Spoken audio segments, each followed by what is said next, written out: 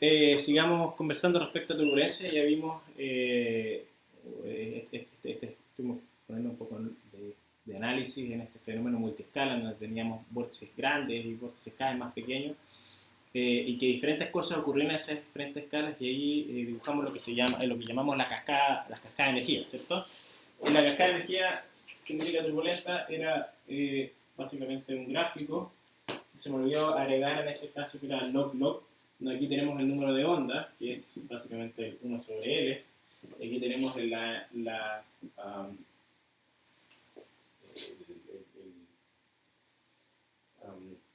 transformada de Fourier de energía cinética turbulenta. Y acuérdense que ¿qué es la transformada de Fourier? No es más que la constante que acompaña a cada uno de estos términos senos y cosenos. Por lo tanto, si es que la transformada de Fourier es grande, significa que esa frecuencia o ese tamaño de longitud de onda está altamente representado en la solución de la función. Entonces dijimos que íbamos a tener una zona de inyección, una zona inercial y una zona de disipación. Y de nuevo, log-log. Esto es log de eso y esto es log de eso. Como a medida que aumenta, cada acuérdense que es la frecuencia de nuestros senos y cosenos, a medida que cada aumenta, la longitud de onda disminuye. Por lo tanto, aquí tengo vórtices pequeños y aquí tengo vórtices grandes. No tan o sea, estos son los vórtices que ya están cercanos al flujo promedio, pero no son el flujo promedio, ¿vale? Entonces teníamos esta zona de aquí que es de inyección,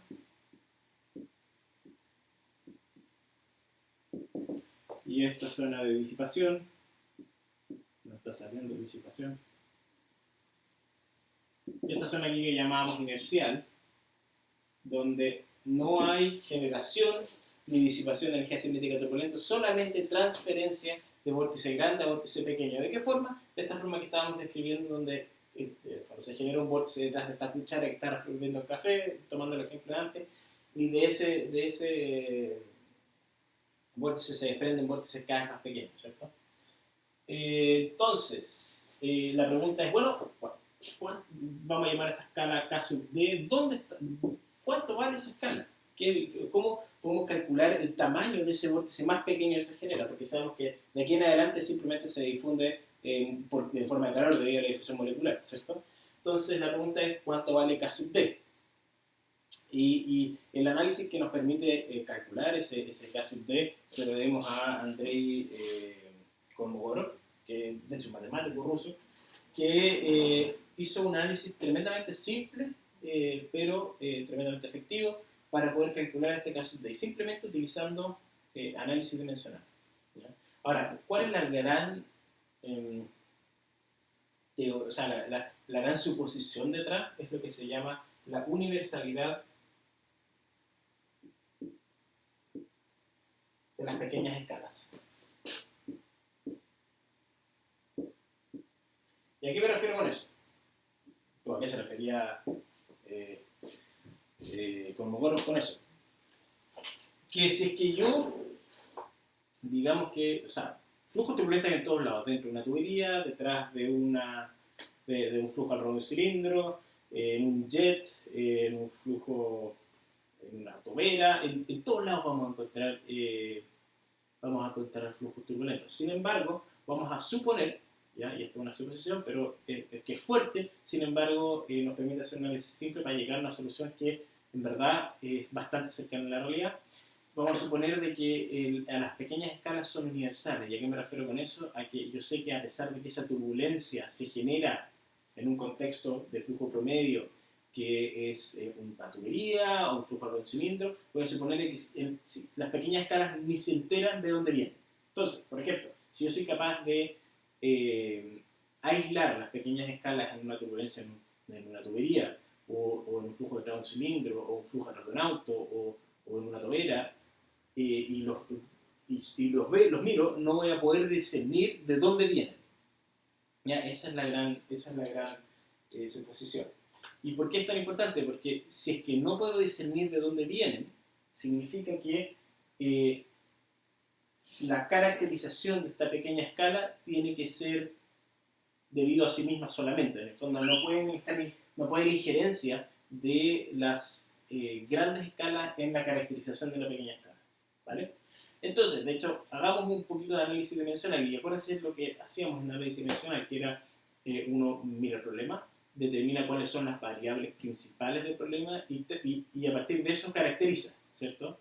No sé si la variable principal es la viscosidad y velocidad, uno dice, entonces el número de Reynolds debe ser importante y ahí uno hace las caracterizaciones. Entonces, el paso 1 de este análisis dimensional es determinar cuáles son las variables importantes, ¿vale? Si es que no, o sea, ¿qué es importante en la escala, o sea, en la escala de disipación? Bueno, por supuesto, la disipación turbulenta es importante, ¿cierto? Y la viscosidad es importante.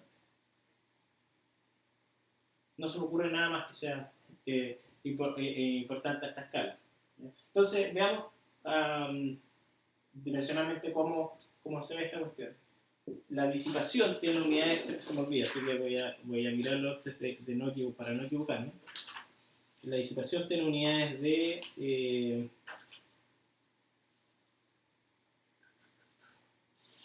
eso era cosa de mirar la ecuación, pero no quiero equivocarme.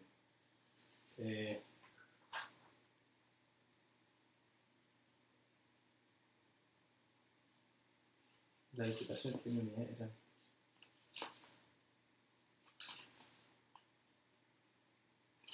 la unidad de disipación. Bueno, la viscosidad sí sabe, eso es más fácil. La viscosidad yo sé que es metros cuadrados sobre segundo, es longitud al cuadrado sobre tiempo, ¿vale? Este es algo parecido.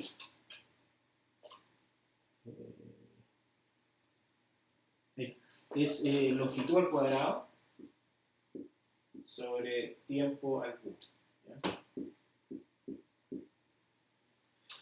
Ya, entonces, si yo quiero reconstruir cuál es la escala característica, la escala característica debería, de tamaño, debería depender de estos dos variables que son las únicas variables importantes de esta escala, ¿ok? Entonces, ¿cómo podemos reconstruir una distancia, ¿cierto? Voy a llamarle una distancia eta, que nosotros vamos a llamar en la escala de Kolmogorov, ¿ya?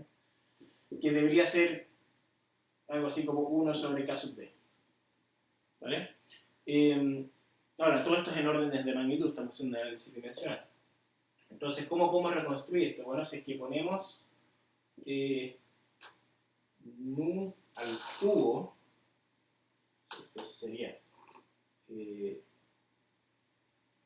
nu cubo sobre epsilon. Nu al cubo me da t al cubo, se me cancela el t al cubo y me queda un L a las 2 por 3, 6, dividido un cuarto. Esto tiene unidades de longitud, ¿ya?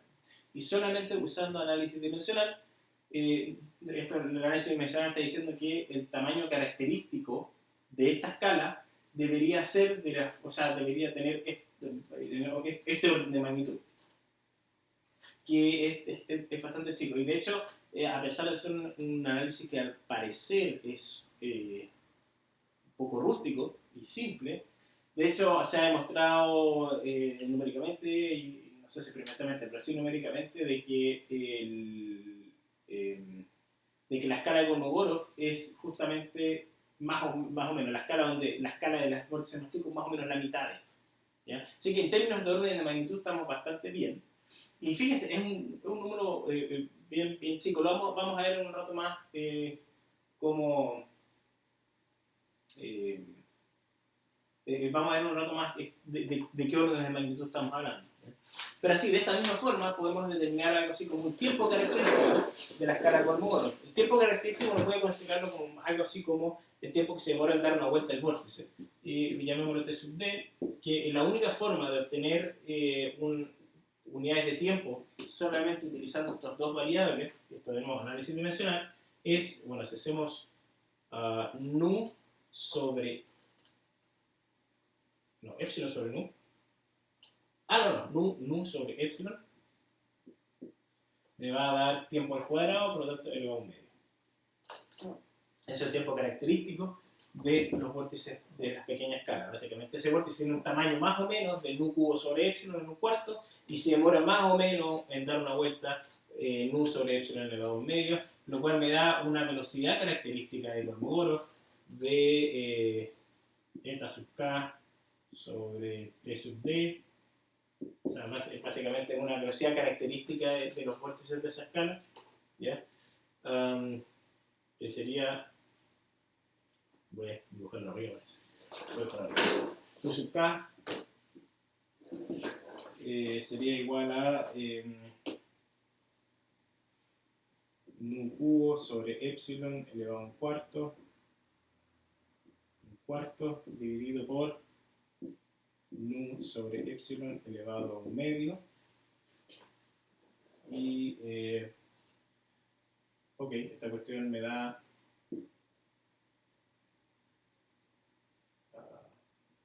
sería nu elevado a 3/4 menos un medio. 3/4 menos un medio es un cuarto. Nu elevado a no, menos un cuarto.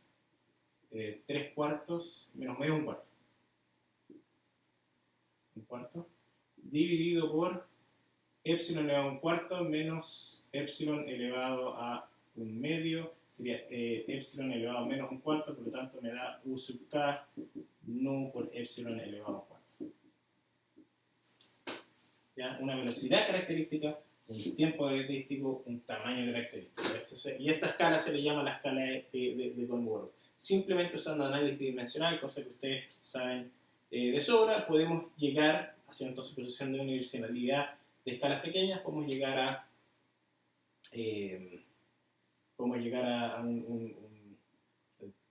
unas velocidades, tiempos y distancias características. Entonces, voy a sacar una foto de esto y vamos a seguir y ahora vamos a hablar de la escala inercial.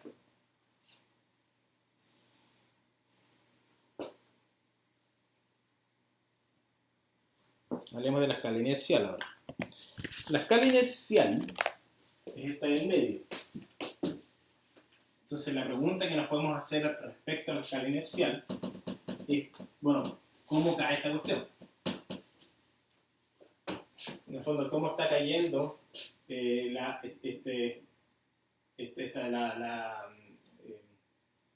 transformada de Fourier de la energía cinética turbulenta con K? ¿Cómo cae? ¿Ya? En esta escala inercial, bueno, epsilon sí está presente porque básicamente se inyecta energía cinética turbulenta y esta energía cinética turbulenta se transfiere a las pequeñas escalas en esta zona y básicamente el epsilon que sale acá es el epsilon que se generó acá, ¿ya? Entonces epsilon es importante. Lo que no es importante, sí, es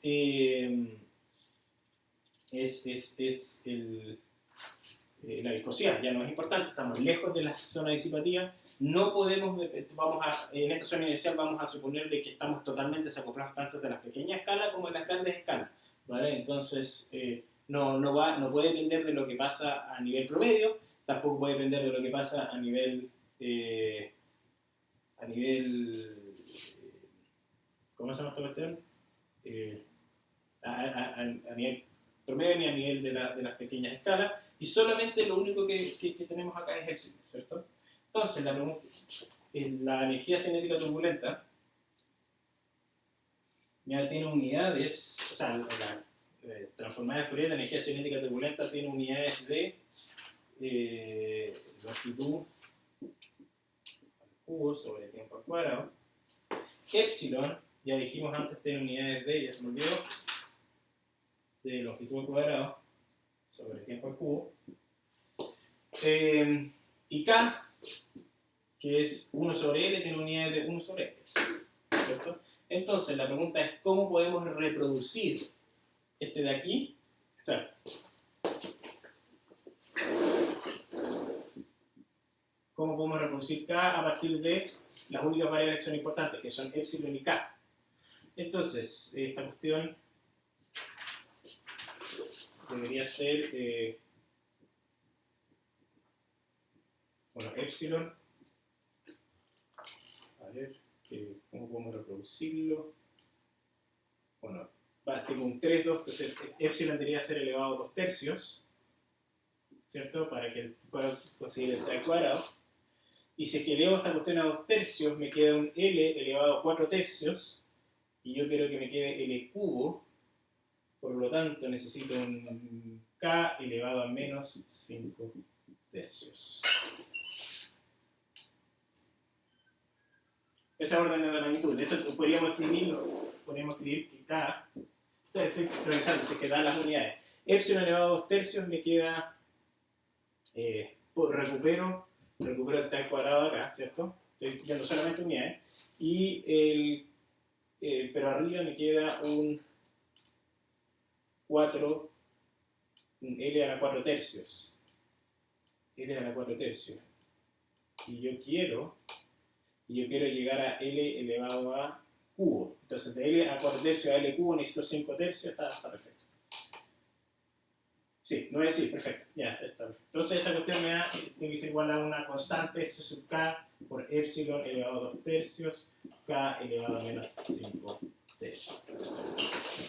¿Ya? Y esto también es una derivación hecha por Kolmogorov. Y este C sub K se usa normalmente 1.4, ¿ya? ¿Vale? Que es una constante que se ha encontrado un poco empíricamente. Pero ¿qué es lo interesante? Lo interesante es que básicamente la transformada de Fourier de nuestra energía cinética turbulenta varía con K elevado a menos 5 tercios. Esto es un gráfico log-log. Por lo tanto, si digamos que K es igual a, no sé, alguna constante C sub 0 por K chica elevado a menos 5 tercios, log de K sería igual a, por regla de productos, me queda separado, log de C sub 0 menos 5 tercios log de K. Entonces, en un gráfico log-log, este 5 tercios sería la pendiente, ¿cierto? Y por eso, de hecho, la dibujé recta, fue un poco un spoiler. Lo dibujé recto porque yo sabía que iba a llegar algo así. Entonces, la pendiente de esta recta es menos 5 tercios. Es menos 5 tercios. De hecho, experimentalmente se ve como esta línea recta, o sea, que en esta zona inercial, que son los tamaños de vórtices medianos que están transfiriendo energía cinética desde los vórtices grandes a los vórtices chicos, tiene una pendiente de menos 5 tercios. O sea, a medida que yo avanzo con los tamaños de los vórtices, los vórtices cada vez más chicos, la energía cinética turbulenta asociada a ese vórtice va bajando como K elevado a menos 5 tercios. Entonces, ahora, ¿qué significa esto? ¿Cuánto es el orden de magnitud de estas cuestiones? Voy a sacar una foto de nuevo a la pizarra para seguir.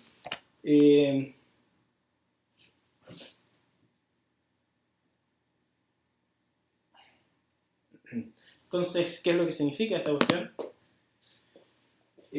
Podemos para tener órdenes de magnitud, ¿ya? De qué tamaño es, o sea, porque este epsilon es difícil de cuantificar. Entonces, hagamos lo siguiente. A pesar de que yo sé que esta es una energía cinética turbulenta, ya no es energía cinética per se, no hay una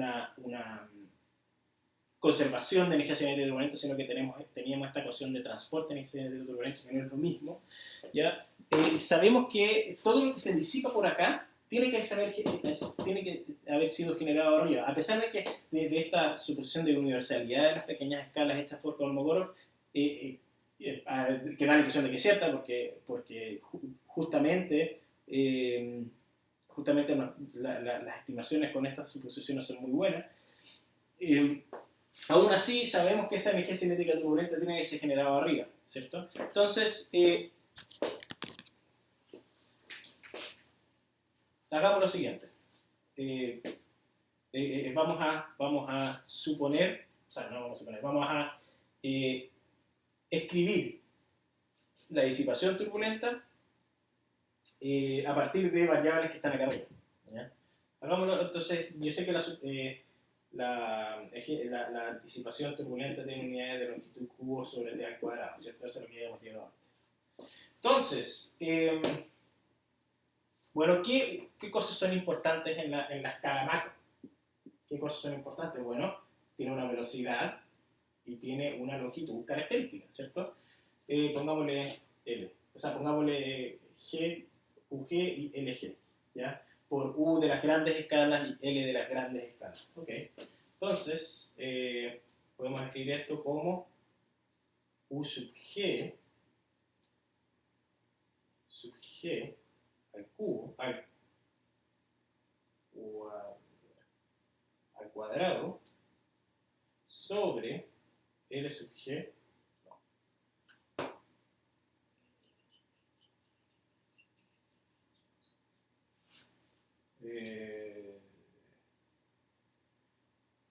U sub G.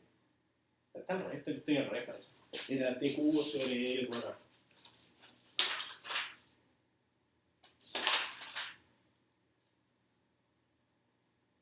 Está bien.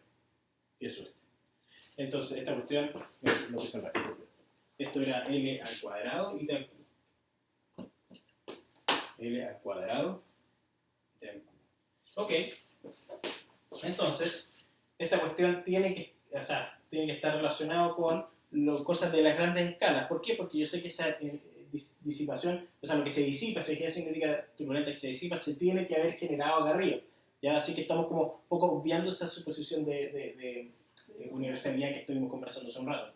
Entonces, esta cuestión me daría U sub G al cubo para poder tener el T al cubo abajo, y voy a tener que dividirlo por L sub G.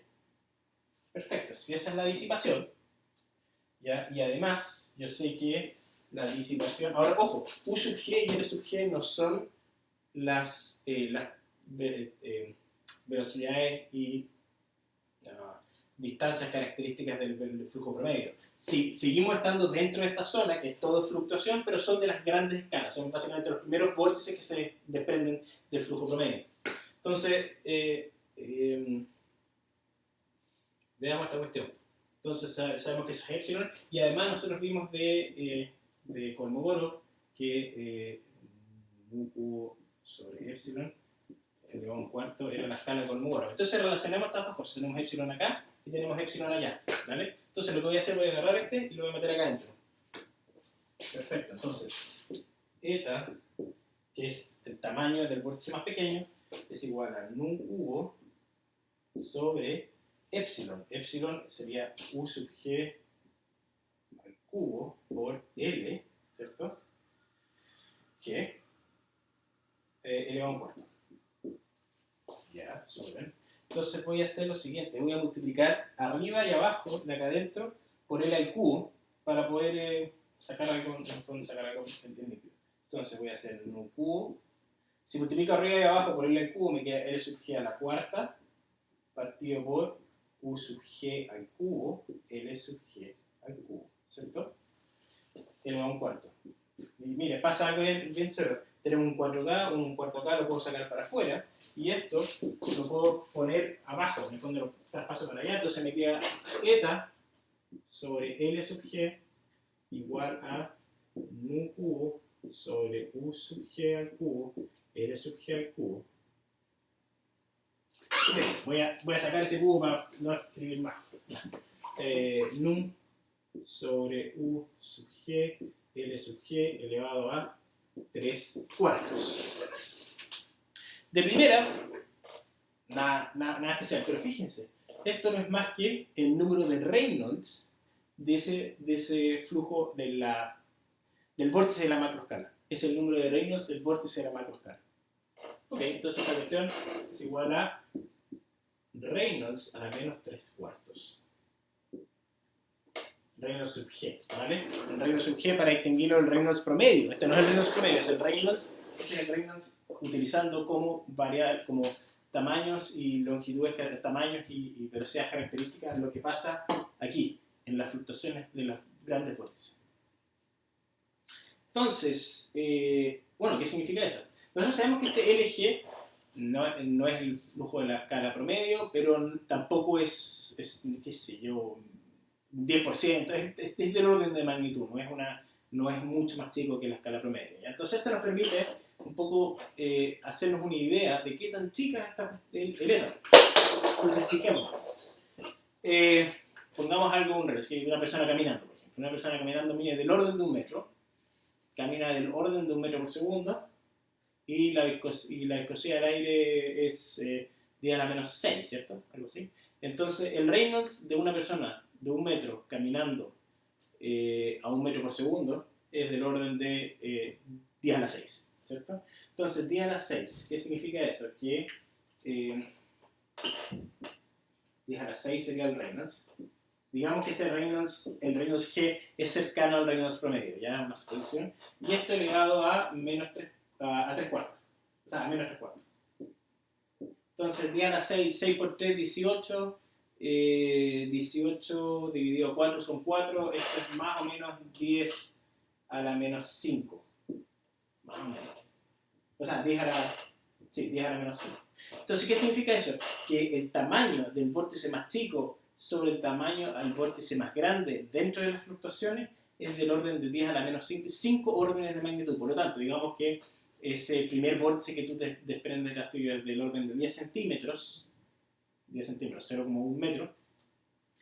El vórtice más chico va a ser del orden de 1 micrómetro, más o menos. Todos órdenes de magnitud, pero es muy, muy pequeño. Y esto es complicado, sobre todo si es que uno quiere hacer simulaciones, por ejemplo, en donde quiere resolver hasta las escalas más pequeñas. Va a estar difícil hacer eso, va a estar difícil, o sea, computacionalmente va a ser muy pesado, ¿ya? Así es que eso, era un poco para darles una idea de que, hablar de la escala de Kolmogorov y darles una idea de qué tan chica es la escala de Kolmogorov. Así que en el próximo video vamos a hablar un poco de modelamiento de la turbulencia y con eso vamos a cerrar este capítulo.